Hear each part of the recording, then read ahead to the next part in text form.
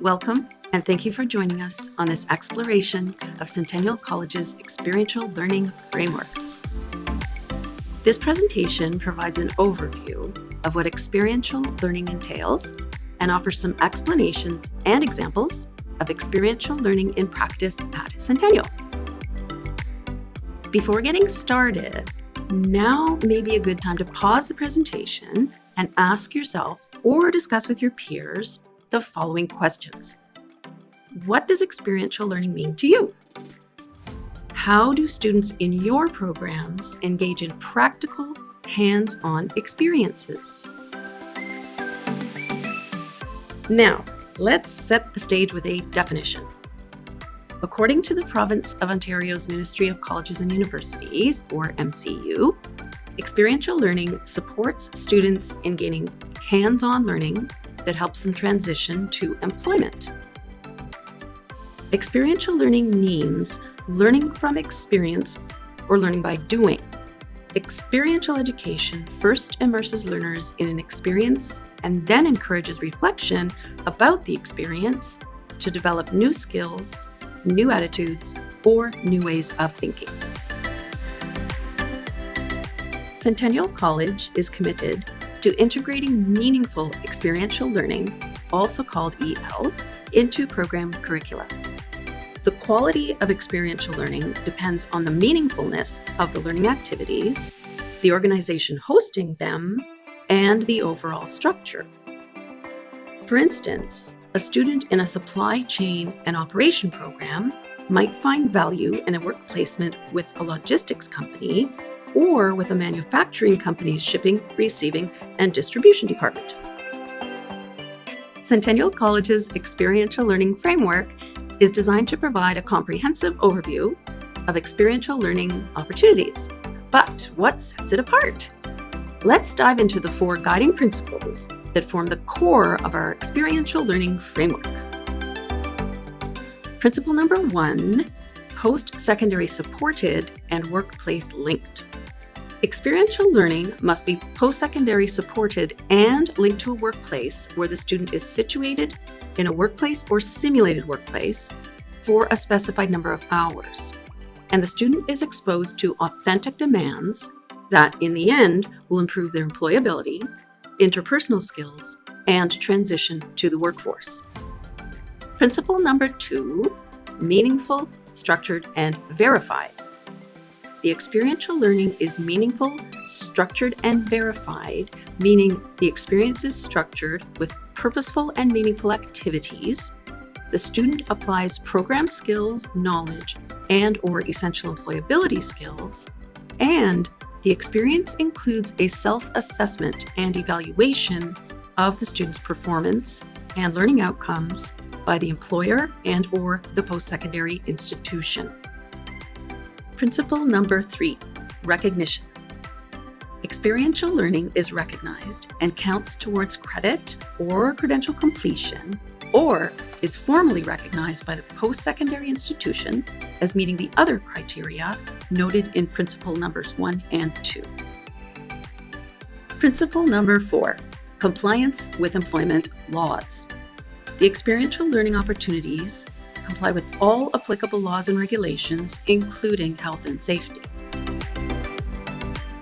It's crucial to distinguish between hands-on learning and experiential learning.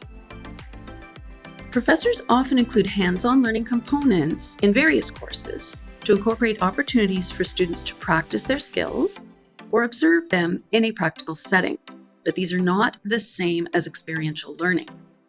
Hands-on learning includes labs, workshops, teamwork activities, active learning, and class trips.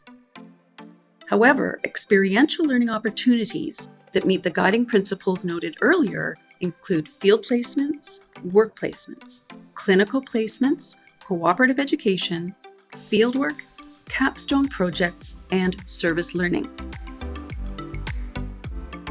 Moving forward, let's explore the types of experiential learning in program curricula with a particular focus on work-integrated learning, also called WIL. Centennial College's academic plan, Building Leaders and Changemakers, emphasizes experiential learning through work-integrated learning opportunities, integrating educational and practical experiences. Work-integrated learning is a type of experiential learning defined as the process whereby students come to learn from experiences in educational and practice settings and integrate the contributions of those experiences in developing the understanding, procedures, and dispositions required for effective professional practice, including criticality. Work-integrated learning includes cooperative education, degree work placement, clinical placement, field placement and work placement, and fieldwork, including simulation labs. For this presentation, we will provide an in-depth description of cooperative education, field placement and work placement, and fieldwork, which are all common types of experiential learning opportunities in diploma and advanced diploma programs. We will also provide an overview of the use of capstone projects and how they are incorporated into programs to fulfill an experiential learning opportunity for students. Cooperative education, or co-op, formally integrates academic studies with paid work experience. The co-op can be optional or mandatory as part of the program of studies, and the work term is typically completed on a full-time basis outside of the academic term, offering students valuable insights into their chosen fields. Co-ops are hosted within industry settings that are approved by the college and where the student is engaged in productive work, not only observing. The students are supervised and typically paid by the host employer, and their performance is monitored and evaluated by the supervisor and the college using predetermined co-op learning outcomes. The time spent in the co-op work environment must be at least 30% of the time spent in academic study. A typical work term for a diploma or degree program is 420 hours. Many of Centennial College's programs include an optional co-op work term, intentionally incorporated into the curriculum and available for students who are interested and eligible to participate. Cooperative education relies on industry partners to support students through the hiring process and training, and provides guidance on their self-reflection and evaluation of the student's performance over the co-op work term. Many of Centennial's programs include a field placement or work placement component. The Ministry of Colleges and Universities defines field placement as a component of a program that includes scheduled hours of activities that give students an intensive part-time or short-term practical experience in a workplace or industry environment. Students are not paid, and it's a mandatory requirement to meet the program learning outcomes and complete the program. The college will assign a field placement supervisor who makes periodic site visits, ensures that assignments and work given to students are suitable for the program, and evaluates students' performance in the field or work placement activity. The supervisor also monitors the student's progress in the field placement activity and helps address problems encountered by students in the field or work placement activities. Field or work placements are often required in programs where the application of knowledge is mandated or recommended by industry, professional associations, accreditation, or regulatory bodies. For instance, programs like law clerk, paralegal, social service worker, and child and youth worker include a set number of field placement hours to meet the program vocational learning outcomes, as well as the requirements set by their respective regulatory agencies. In these instances, the field placement hours benefit students by giving them time to practice the skills and knowledge they have learned in their courses in real-world settings and ensure they graduate with all the requirements needed to pursue employment in those industries. Fieldwork and simulation labs are other forms of work-integrated learning described as scheduled hours of activities that give students practical, hands-on experience in a supervised setting, either outside the college facilities or inside the college in a simulated workplace environment. These components are required to complete the program and meet the program's learning outcomes. A clinical skills lab used by nursing students in a simulated hospital or healthcare facility is a good example of a simulation lab. A simulated pharmacy lab is another example of a simulation lab setting where students can practice their program skills and knowledge using equipment and technology like what is used in an actual pharmacy. Students in our massage therapy and esthetician programs work in our on-campus public clinics to gain real-world experience in their fields. It's important to remember the difference between simulation labs and shop lab activities, which are not considered experiential learning because they don't simulate a real-life workplace.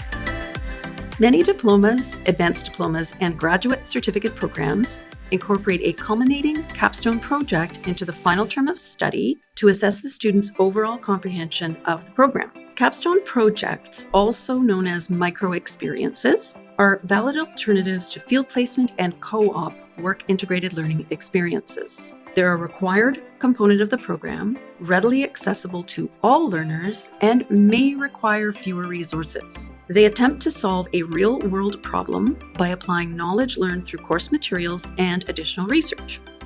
In capstone courses, students engage in a multifaceted body of work that serves as a culminating set of academic, intellectual, and professional experiences designed to help address and assess the desired program vocational learning outcomes and demonstration of selected essential employability skills and new essential skills. Centennial has created a toolkit and additional guidelines to help professors plan, design, instruct, and assess meaningful program capstones and course-based research. Centennial values all opportunities for students to gain real-world, hands-on experiences that allow them to demonstrate the knowledge and skills learned in their program. The experiential and work-integrated learning opportunities described in this presentation have proven to be effective ways for students to apply their learning in workplace settings. It is important to incorporate ways to assess student performance and for students to also reflect or self-evaluate their experiential and work-integrated learning experiences.